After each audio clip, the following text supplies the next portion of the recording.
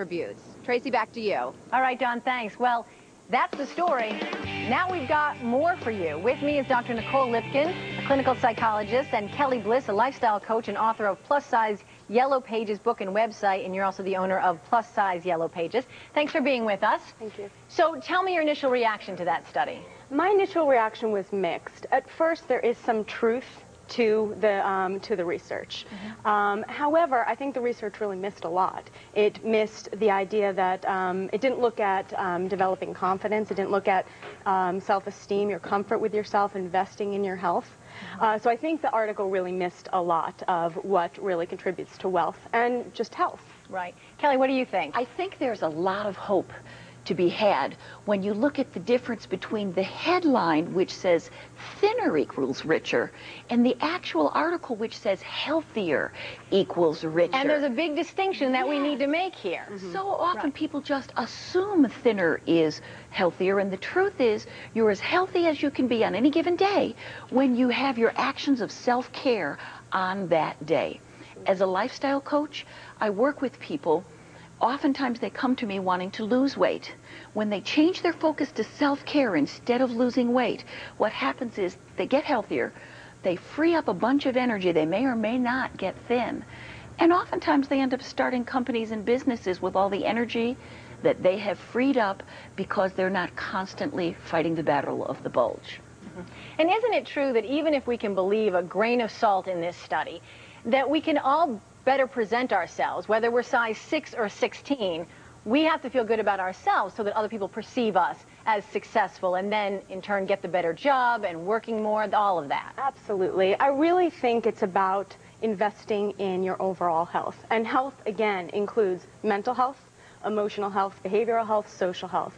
So if you can work more on your attitude about how you feel about yourself and your surroundings, then you're going to be presenting yourself in a more positive light, which also is going to attract people. And really what we know about business, it's all about interpersonal relationships. Can you relate to people around you? Can you adjust? Can you look at people and know how to relate to them and what their needs are?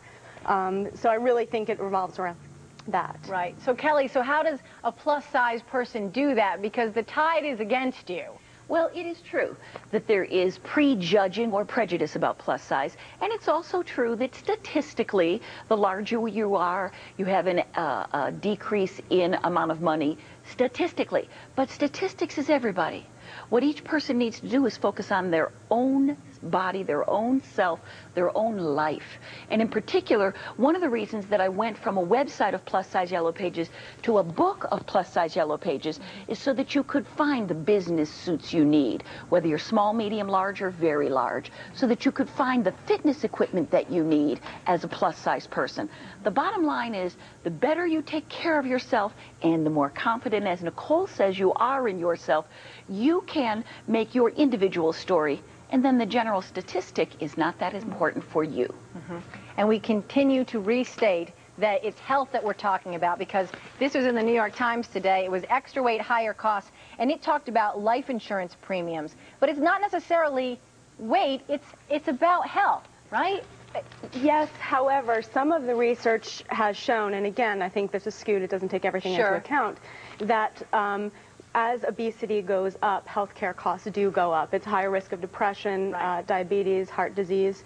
So things like that should be taken into account. However, having said that, again, investing in every aspect of your health, when you feel strong, you feel confident. Right. We're going to get back to both of you. We're going to let you guys answer some emails that I'm sure that people are going to send to us. Throughout the hour, we'll be taking your emails and your instant messages, so keep sending them. You can contact us online at NBC10.com. Click on All That and More in the upper right-hand corner. While you're there, we have a test for you. It will determine if you are prejudiced against overweight people. Think you're not? Try out our test online. Now, cosmetic surgery, not just for women anymore. More and more men are getting in on the act, and pretty much for the same reason. They just want to look better. All That and More medical reporter Sherry